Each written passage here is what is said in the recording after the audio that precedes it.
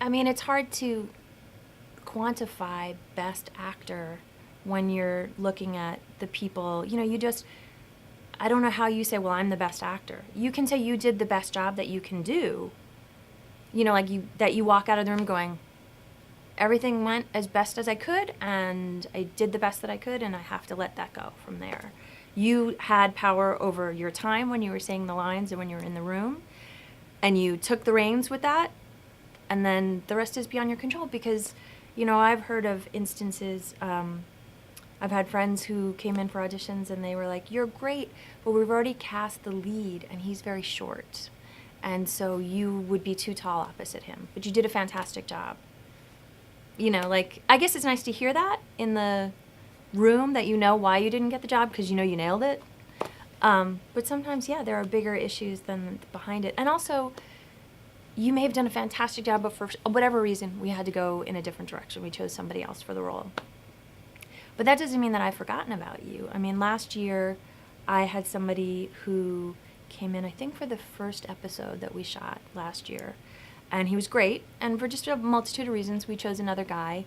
And I think, and probably 9 episodes in, 10 episodes in, there was a role that came up. And I said, oh, you know, it'd be great, this guy. And I talked to Scott, and I said, Scott, what do you think about this guy for this? You really loved him. He said, perfect, fantastic, great. And everybody signed off, and he didn't have to come in again. Luckily, you know, worked out that we were able to use that. Sometimes I do have to bring you back in, but we were able, it was a similar character. And he booked. So, you know, that's my job, is to remember the people who do good work and bring them in when they're right for something. And also, you know, a lot of actors think, well, because I brought them in twice for something in a short span of time and then haven't brought them in again, that they did a bad job. It's just roles that you're not right for it, you know, like and some people may get the breakdowns, you know, and think like, oh, but why aren't I coming in for this? It's like, you don't know the full story about it. What's on the breakdown isn't the full story. So just don't give up hope.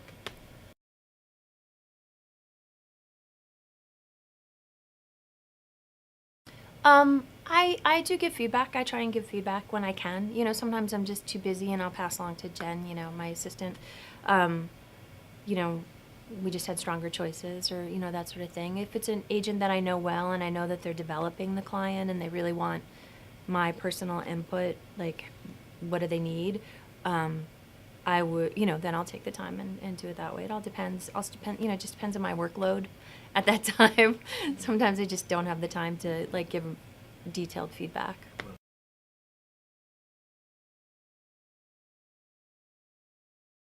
Absolutely, yeah. I'm from New York, and I adore theater. It kind of, I love it. I would love to cast some theaters here. So I totally go to theater as often as I can. I go to showcases as often as I can. And you know, you find it in weird places. Yeah, YouTube, sometimes you get, you know, scattered around. You know, someone gets a video, like, who's that kid? Or, you know, that sort of, so I think it comes from everywhere. You never know.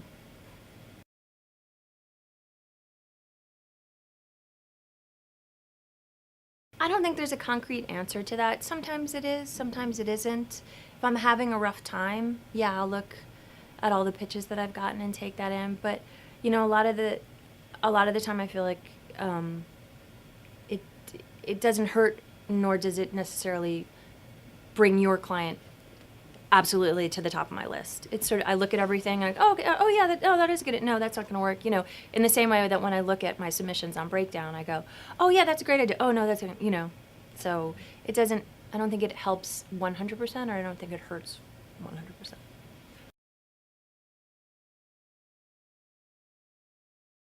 I have to get approval on co-stars and above. So under 5s, which is a lot of my world, is all Scott and I, we just determine. Co-stars are larger roles that coming up, you know, that might be coming up that we know about in advance.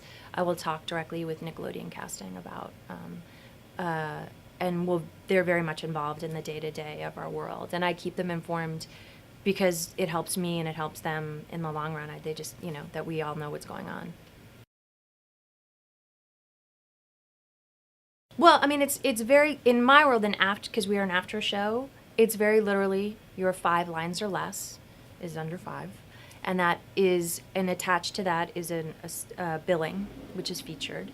And if you're over 5 lines, then that goes into the co-star or guest star. Co-star might be a scene or two, where you're a teacher at the school, for example, and so you have a scene or two with them, where something else might be, and you're over 5 lines. A guest star would be, someone who has is in this a story, has a strong, is a strong integral part of the story that's going on. So. Yeah, you do have to look at all that. I mean, and it comes from, my family makes a joke that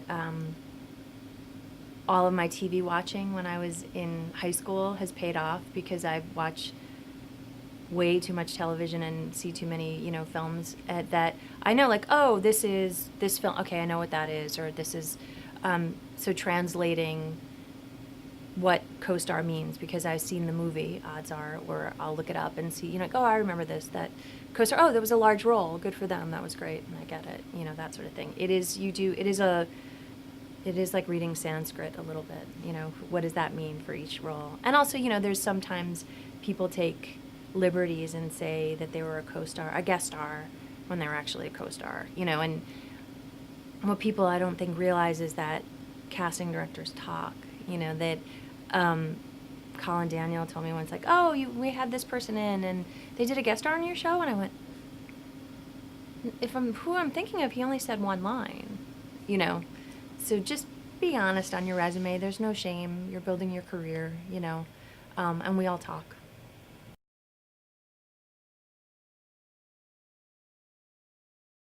It's very stressful with a pilot. I think it's more stressful because you're creating that world that is going to stay intact throughout all these people coming to visit it. So you're creating this whole new land, and then when you're doing an episodic, you're just creating the tourists that come to visit, So it's far more stressful because there are a lot of people involved, and they have a lot of opinions, and you want to get the right people. You want to get the people that you go, oh, yes, of course, I couldn't see anybody else in this role.